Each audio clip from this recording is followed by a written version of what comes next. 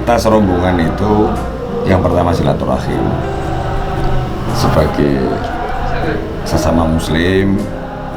Tentu silaturahim ini sangat insya Allah membuat arti yang begitu luar biasa, tambah saudara gitu ya. Dan kita semuanya tadi juga mendengarkan tausiah yang sangat luar biasa dalam tatanan dunia sosial, bagaimana kemudian dengan masyarakat kita bisa nyaman, kita bisa nyambung.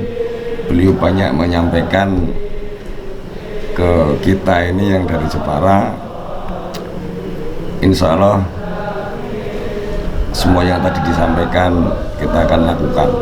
Bahwasanya yang paling penting adalah bagaimana di masyarakat itu bisa terjadi sebuah kerukunan.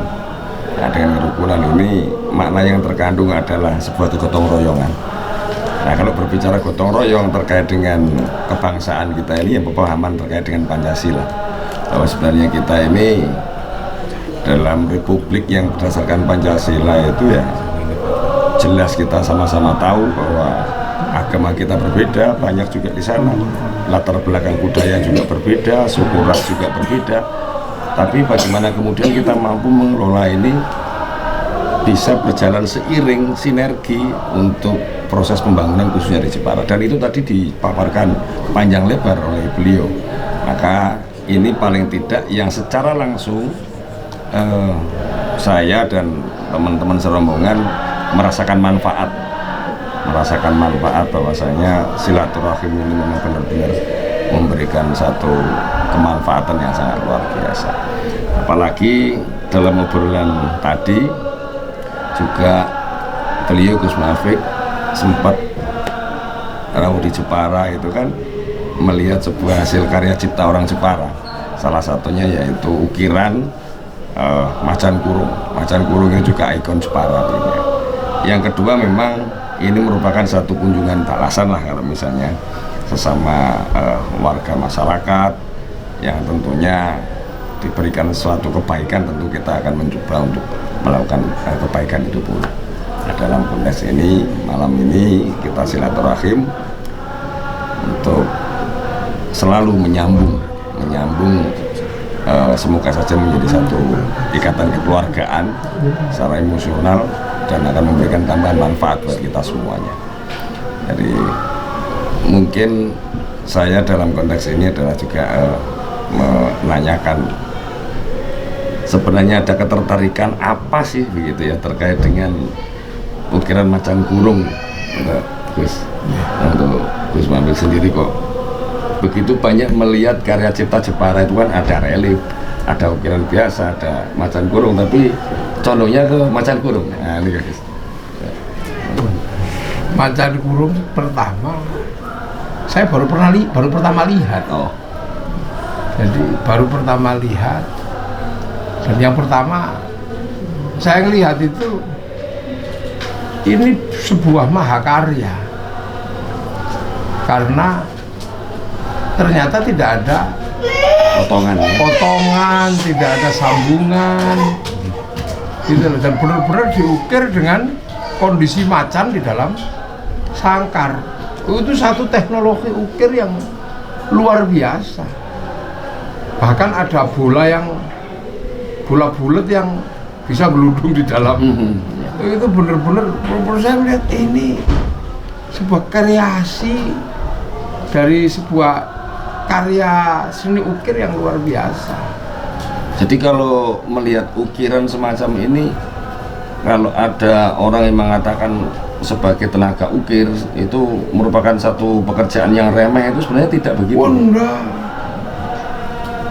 Karena ukir itu ada filosofi yang luar biasa.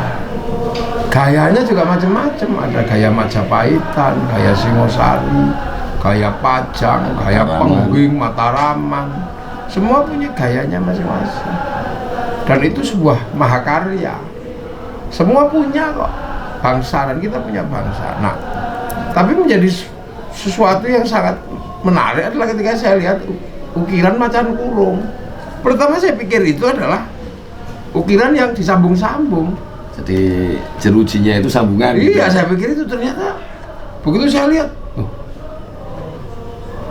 ini sebuah mahakarya yang luar biasa, bahwa ada sebuah macan di dalam sebuah kurungan yang berapa ya? 3 dimensi apa berapa kalau gitu? Iya, itu kalau ukurannya ya memang 3 dimensi gitu ya. Karena dia dari depan bisa, dari atas bisa, dari samping bisa. Persis, ya murni benar-benar sebuah macan yang diukir secara hidup yang berada di dalam sebuah kurungan.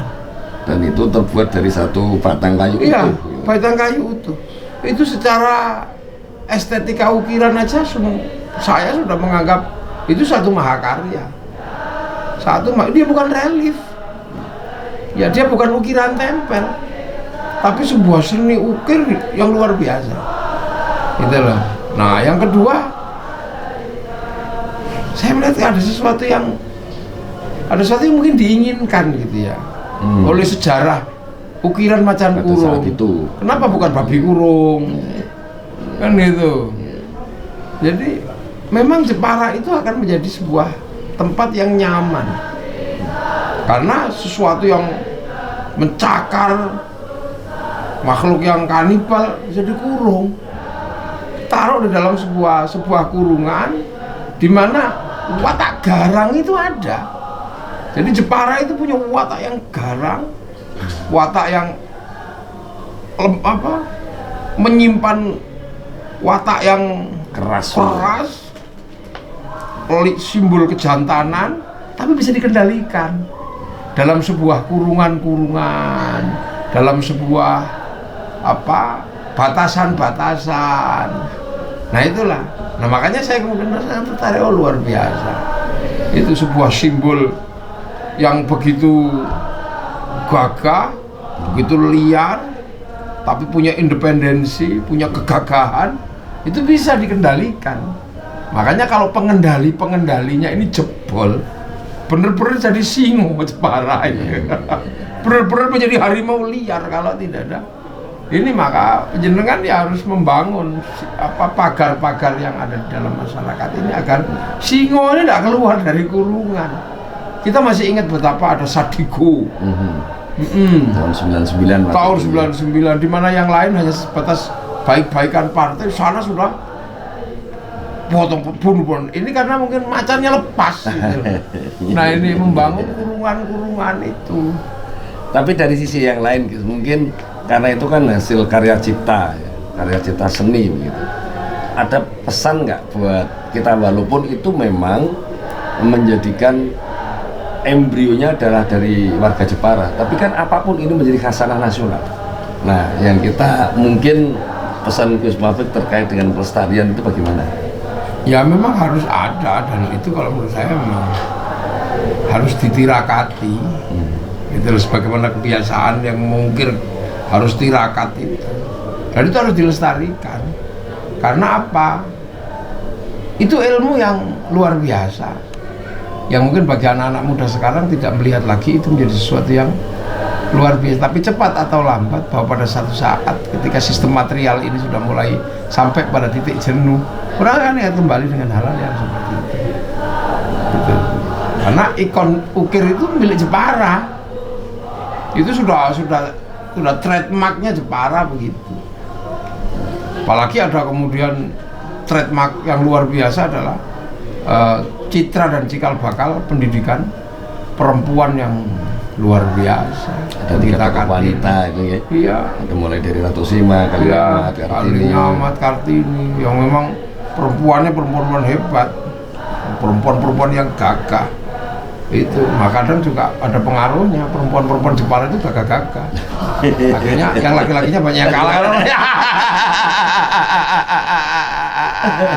Tapi apapun mereka juga masih bisa menyadari bahwa kodratnya seorang wanita itu ya memang salah satunya bagaimana di dalam keluarga itu mendidik anak-anaknya, mengayomi anaknya, menghormati suaminya, itu masih. Nah itulah yang hebat, tidak kemudian lepas kontrol. Ibu Kartini ya tetap dengan kodratnya sebagai wanita. Ratu Kalinyamat ya tetap kodratnya sebagai wanita. Ratu Sima ya kodratnya sebagai wanita. Baik, matur nuwun Gus. Jadi ini bahwa tadi adalah sebuah ungkapan dari seorang tokoh ulama yang notabene juga menyintai bahwa karya seni ini harus dilestarikan. Apapun itu adalah khasanah bangsa kita. Karena sebenarnya memang bangsa ini kan dulu berdirinya itu berlatar belakangkan budaya. Nah, budaya Indonesia ini memang berbeda dengan budaya-budaya di luar negeri sana. Jadi rasa kegotong royongan, kebersamaan itu bahkan memang masih hari ini cukup kuat, masih diakui dan relevan untuk mempersatukan negara ini. Nah, tadi silaturahim kita ke Gus Muafik dalam rangka yang satu sisi yang memang kita sebagai salah satu santrinya itu, dan kemudian kita juga ngaji bukan soal bagaimana kemudian kita berhubungan dengan Tuhan Yang Maha Kuasa Allah Subhanahu wa Ta'ala, tapi mengaji bagaimana kemudian kita mampu untuk bertatanan kehidupan sosial di masyarakat.